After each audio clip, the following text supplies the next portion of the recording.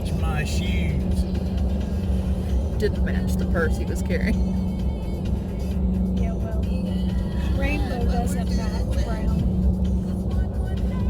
I got a rainbow purse and a rainbow watch. And a rainbow band on my watch.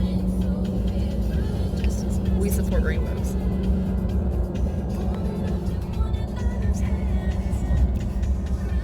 It's a Saturday morning dance party. Gotta dance.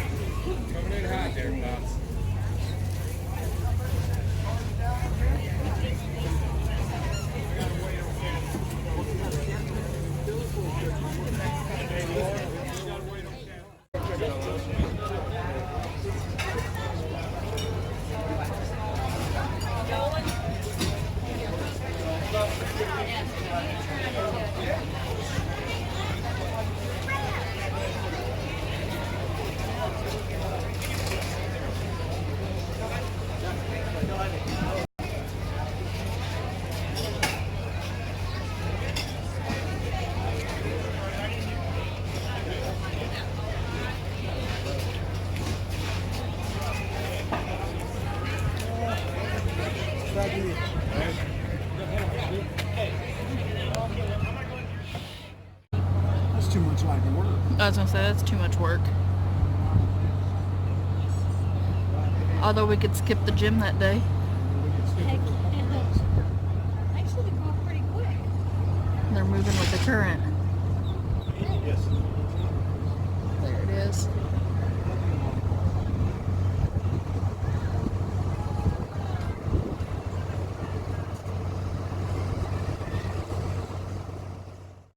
We are at Tarpon Springs for the seafood festival. And we gotta have seafood. And we're going on a ride. You wanna go for a ride? Yes. This is not, Brain says, I'm gonna take a ride on the Reading Railroad. Nope. No railroad. As you can tell, the wind has picked up a little bit, but it's beautiful weather. It's been lovely all day. We've been here since about 11 o'clock. So about 4 hours. It's been really pretty. We brought our shopping bag hauler with us. Pack mule. He's doing a good job. We got a couple bottles of wine. We should have had some chilled wine now. We've been going on a real wine cruise. Do they do that? Somewhere, not here. That'd be fun. Yes.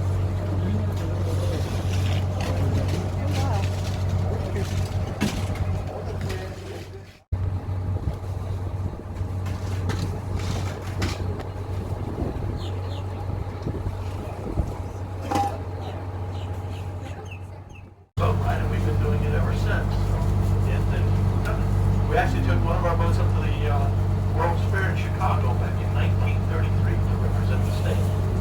Yeah, and I actually met a gentleman that was there. That he met my grandfather and great They're grandfather. moving. You know, he came down here about, I don't know, 3 or 4 years ago now. And wanted to meet them. You know, say hi to them because he remembered them from the fair. How they explained everything to him and all. And I said, well, you know, I never met him. 10 years old when he was there. But he still remembered that. And that was an experience to him to see that. Now, as we're going along here, I'll give you a little bit of history about the sponging industry and everything. But all these boats that you see tied up along the dock here, these are your working commercial sponge boats, okay? The city has maintained this whole section of dock just for the working commercial sponge boats so that they they would have some place to unload their sponges. You know, since we are the sponge capital of the world, it'd be nice to kind of have some place for these guys to do it and show you. Now, these smaller boats, this is our modern fleet today, guys. These little fishing boats, kind of converted boats that they use nowadays. But your traditional style sponge boat is this one right here on the left here. Name of it's the Tarpon Springs. Okay. The city has purchased that and put it on display for you guys to have something to remember what a real sponge boat looks like. Okay. That one was built in 1933, sponged every year up until 1970. The forward cabin is the engine room. The rear cabin, the forward cabin is the sleeping quarters. They have folks down below. The rear cabin, the engine room. And we kind of follow the diver wherever it goes. So there's an occasion where you might run over that air hose. So, good thing to have those on. Tiki bar, ladies, that's where you go. That's a good one. Take you all over the place. Wine it. They won't dine you, but they'll wine you. Anyway, a little history about the sponge industry. You know, sponges have been harvested for thousands of years, not anything new. But here in the United States, it is relatively new. We actually didn't start sponging here until about the 1820s when they discovered some sponge down around the Florida Keys. Now, the method that they used to harvest sponges back then was a little different because at that time, there was no diving suit, okay? The way we got our sponges prior to the diving suit was that over in Greece, they would just hold their breath, dive into the water, okay, cut a couple sponges and swim back up with them. But down in the Keys, I guess those guys, they must have seen some sharks in the water or something. They didn't want to get in there with it. So they came up with another way. And that method we called hooking. Basically what they had was they used a small rowboat or dinghy, okay? They'd have two guys in it.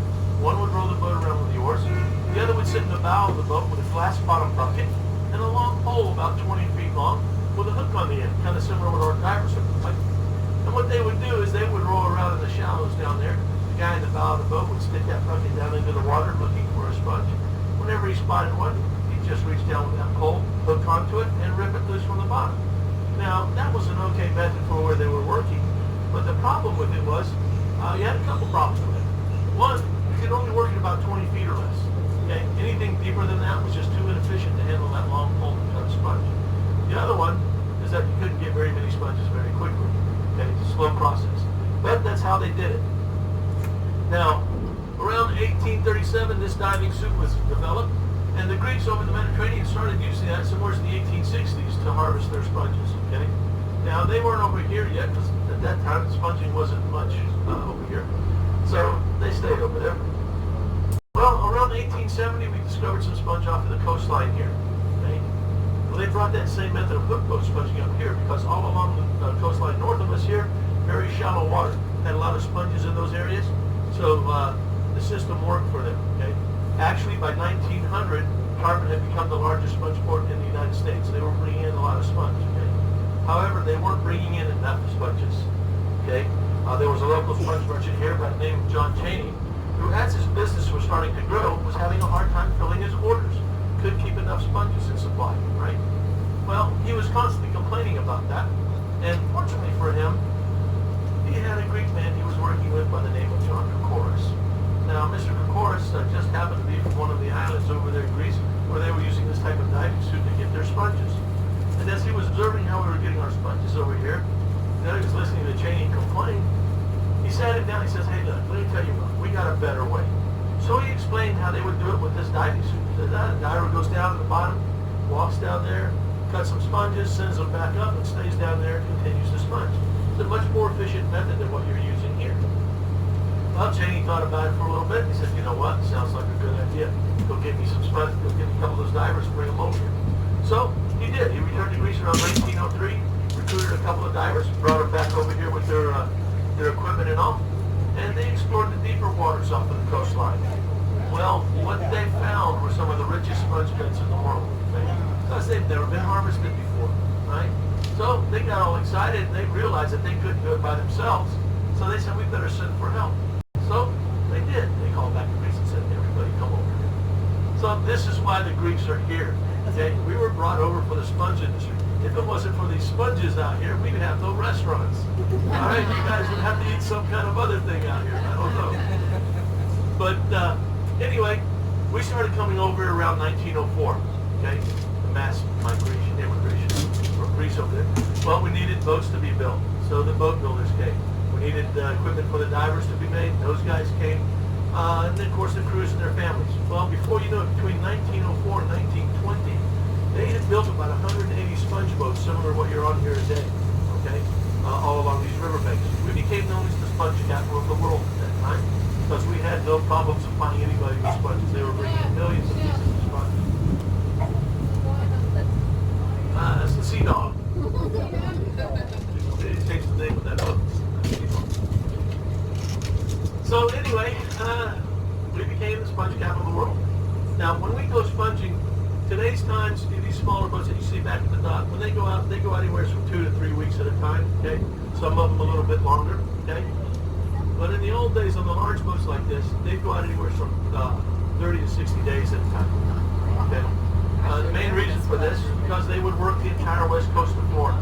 They'd work as far north as Apalachicola and as far south as Key West, anywhere from 10 to 100 miles straight out into the Gulf. So they covered about a 50,000 square mile area. Now, the boats would carry a crew of anywhere from 6 to 12 men. 2 to 8 of these guys would be divers. So you would have a diver in the water pretty much from sun to sundown and just kind of rotate your divers throughout the day. The divers, whenever they would dive, were diving anywhere from 30 to about 180 feet of water. They didn't go out into the shallow areas because you had a lot of hook boats still working those. Plus, the better quality sponge came from deeper water, and that's where they were used to diving anyway. So that's where they went. Now, what they went after was this guy right here, our natural sea sponge. Now, you'll notice this sponge growing on this rock here. You'll never find it growing on a sandy or muddy bottom. It always attaches to something stationary. Okay? A sponge is an animal. It is not a plant. It's the second lowest form of animal life next to the amoeba. It's a multi-celled organism. Okay? The animal portion, however, is more of a skin or membrane that covers the whole exterior and all throughout the inside. And you'll see that with the sponge that we bring up. What I'm going to show you here, and what you see back in the stores, is basically the skeleton of the sponge. Okay? So as these things are sitting there growing on the bottom, what happens is the currents will bring a flow of water across the sponge. They will filter that water out to extract the plankton and the nutrients that they need to grow. Okay? So they are filter feeders. Okay? The way that they reproduce is they will dispense eggs out into the currents. Those eggs will float along, roll along the bottom, attach themselves to something solid, and then begin to grow as a little sponge. When they start off like that, their growth rate is typically about 6 inches in diameter every year and a half or 2. Okay? And then as they become larger, they start to slow down a little bit. But the other way that these things regenerate is when we cut one of these loose from the bottom, what's left behind grows back into another sponge. Okay? So it is a renewable resource. All right? So what we do is, as these sponges are growing along the bottom, or as we used to do, our divers would take that sponge hook, they'd grab hold of it, they'd rip it loose from the bottom. Okay? I'll show you better on this one here. It'd be growing like that. They'd rip that sponge from the bottom, and usually you'd have pieces of sponge left behind that would grow back into another sponge. Okay? But because of environmental concerns that we weren't leaving anything behind, we're now required to cut them loose from the bottom. So what we do is we will take a knife, slice across the base of the sponge, leave about a half inch or so of that base intact wherever it's growing to. That will skin over and begin to grow back some other sponge. The benefit to that is if you're cutting a big sponge, okay, it doesn't take as long to reproduce that size, okay, because you've already got a large base that it starts from. It's not like you had to start from a little piece or an egg. Okay? So kind of a good thing. Now, here in our Gulf, we have a lot of different types of sponge out there, but only 5 that we go after that have any kind of commercial value to them.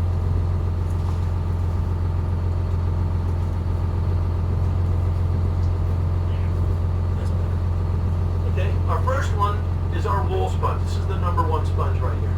Okay, this one has a black skin covering it. These ones that I was showing you here are wool sponges. Okay, well, that black skin covers that sponge. That's how we tell which one it is. This is the best sponge you can get right here. Okay, it's our #1 sponge. It's our most absorbent, softest texture, and most durable. Okay, this is typically the sponge that I sell, or we sell to a lot of industrial users for like any kind of warehouse work, cleanup that they need a good absorbent sponge that's going to last them and hold up a while. That's the one. ceramic tile workers, window washers, you name it. That is also the best sponge you can use to take home and wash your car with, take a bath.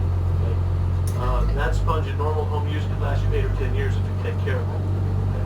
What you need to remember is that a natural sponge will not harbor bacteria, so you don't have to disinfect it. Okay? So don't go home and throw it in a tub of Clorox and leave it sit there. Because if you do, when you come back, it's going to just fall apart. Okay? All you need to do with your sponges, rinse them out thoroughly with clean water. Okay? If you need to put a little fresh soap in there to lather that up, rinse that out real well, and then squeeze your sponge dry. Okay? Squeeze it dry. Don't wring it dry. If you wring your sponges dry, you'll start to tear the fibers in the sponge, okay? And it'll start falling apart on you quicker. So just squeeze them dry and leave them out to air dry thoroughly before you put them away. Second sponge that we go after, number 2, is our yellow sponge. Now the yellow sponge here, when we find that one on the bottom, is actually a reddish brown color, okay? That sponge can be used for the same purposes as the wool sponge, it just won't last you as long, okay? I generally don't recommend those for washing cars because it does have a little bit of a rougher texture to it, okay?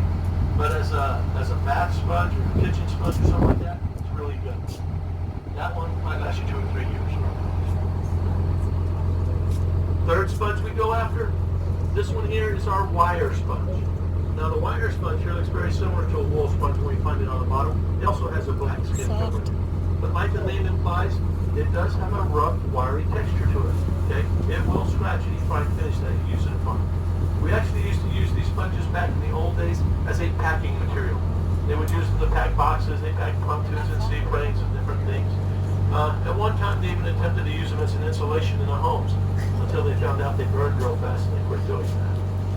So, what do we use them for today? If we get any, painters and artists like to get them, they use them for stippling and design pattern work and stuff like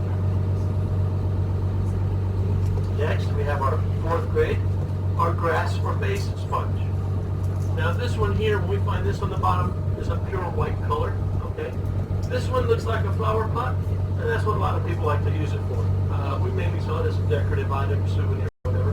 But you can take that sponge, put some little herb seeds or flower seeds inside all those little holes inside there. Keep your sponge moist, they will germinate and grow. You don't have to add any soil to it. Once they start growing, just add a little bit of plant food to help nourish the plants, okay? Just remember, put a bowl underneath it so when you water it, it doesn't run all over your counter. Okay? And once the plants start growing, just get a little mister.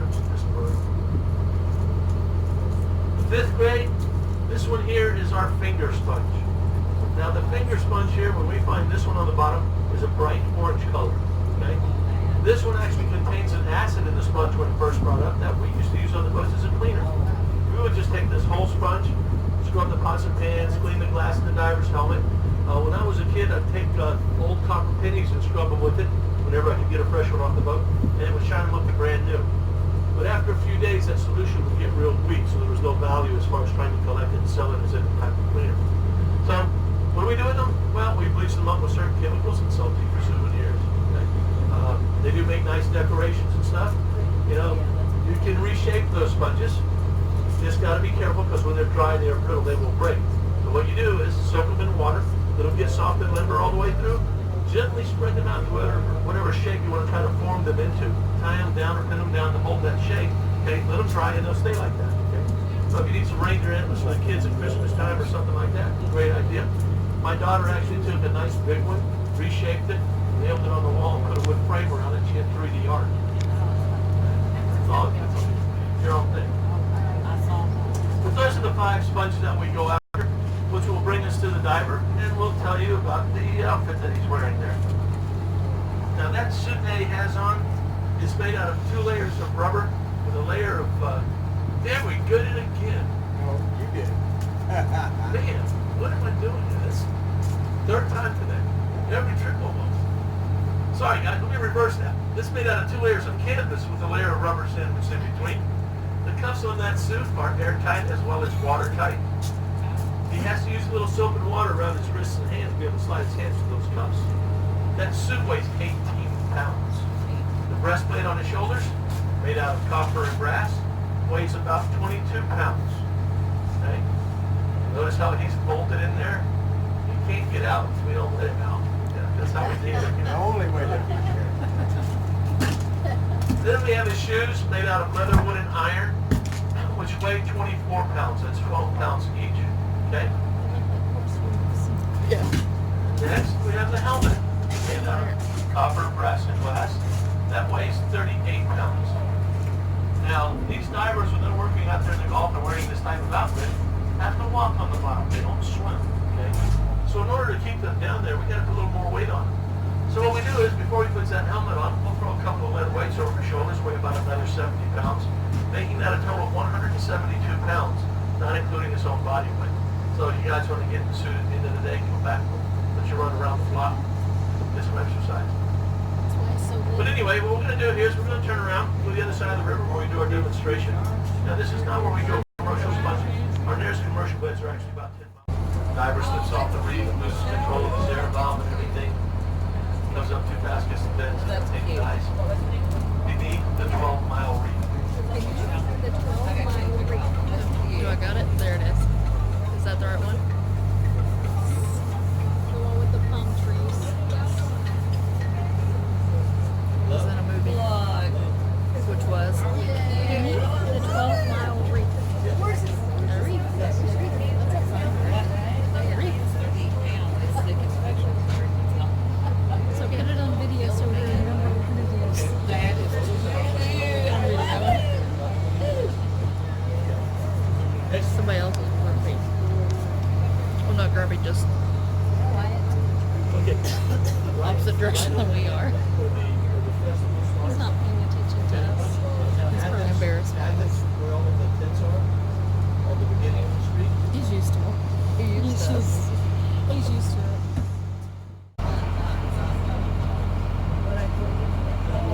Let's not there.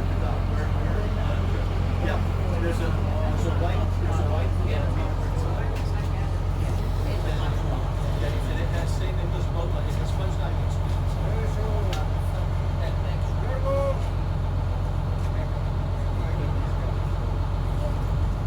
see Dimitri's restaurant.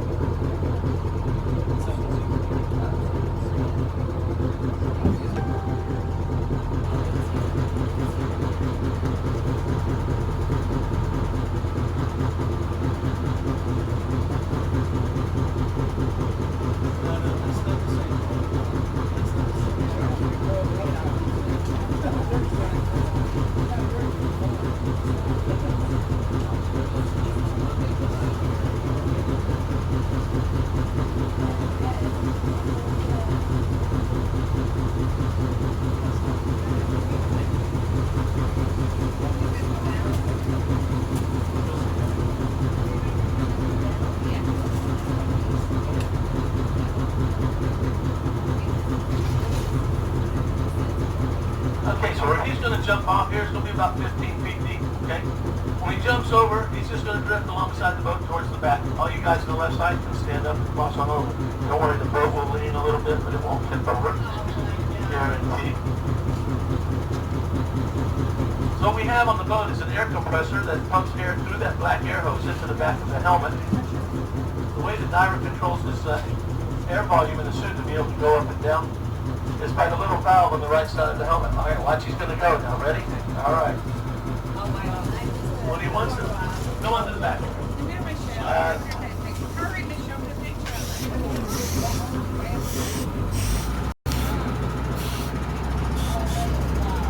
We'll back up and jump in.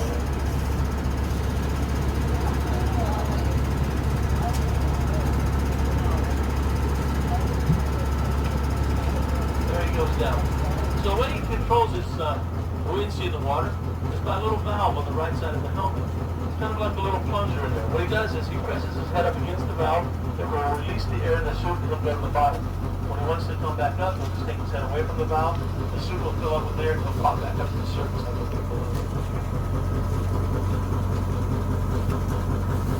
Se da como miedo, ¿verdad? It's super cool. No sabes si está bien en verdad. Is it cool? Yeah.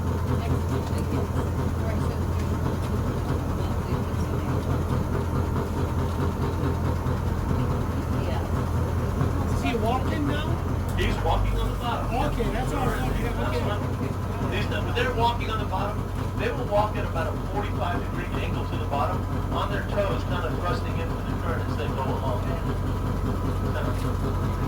I like being in a swimming pool, guys. You can't walk straight up. You have to lean forward a little bit more so in this situation. All right, now he's walked out there to shallow water to demonstrate to you how they would work when they're working out there in the Gulf.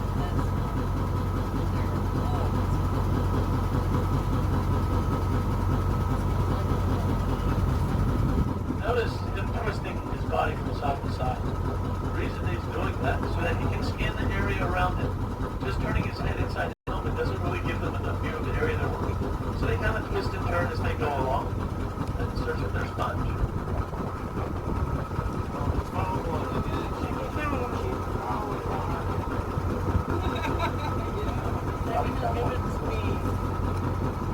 Oh yeah, you got one. Okay.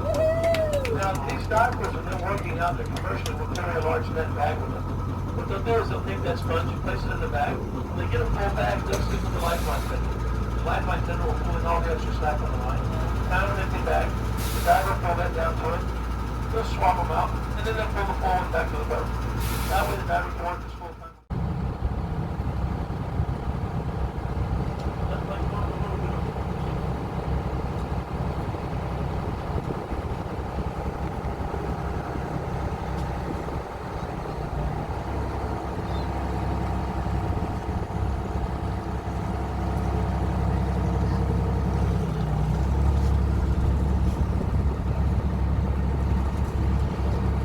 Now the gentleman that's passing out the supposed to receive, take a look at it, feel like.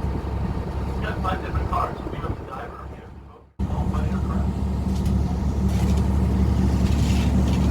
Run a little faster, Captain.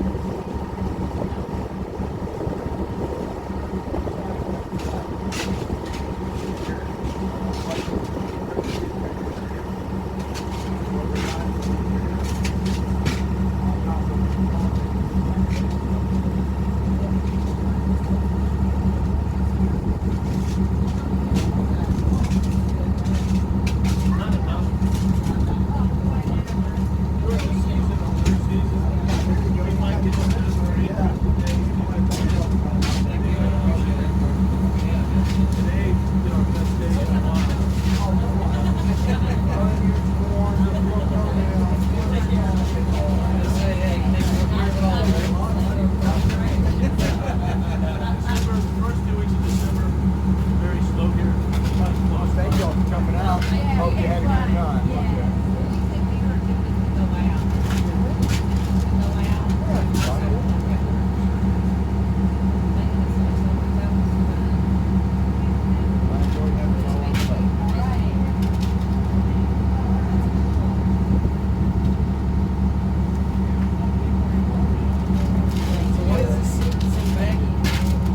Thank y'all for coming out today.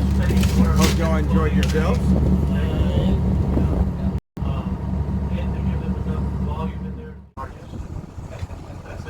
Although I ordered a large one the other day, but my own was like extra large. You only order extra large. That way it fits everybody. Well, this is design, yes. Now we don't use this type of suit anymore, okay, to dive first, but today's time we had modern innovations and stuff. What we use today, basically, is... Probably side effects to it. Anyway, I'll go ahead and introduce the diver and the crew chief. Our diver's name is Doug Ward. Now, Doug here isn't from... Made a big circle. Alright, she keeps giving me this weird shit. I don't know where I'm supposed to look at. Hang on. I don't know what this is. It smells amazing, but it looks like it's about to explode. I don't know what it says. Consistency. What the hell is it? It's a mochi ball. A mochi ball? Mochi ball. Mochi ball. It sounds like something you're doing in an arena. Hey, welcome to the That mochi was ball really tournament. good. That one's mango. Alright, guys. I'm keeping score here. She's fed me dozens of weird shit. Just a couple today. A lot today, actually. So she's given me all this weird stuff to eat. Foods that I'm like, mm-mm. Oysters, guys. Oysters. Look at, she thinks it's hilarious. And I'll tell you how many times she was right. Well, I'll tell you how many times I was right. And it's going to taste like shit. I can tell you. I've counted.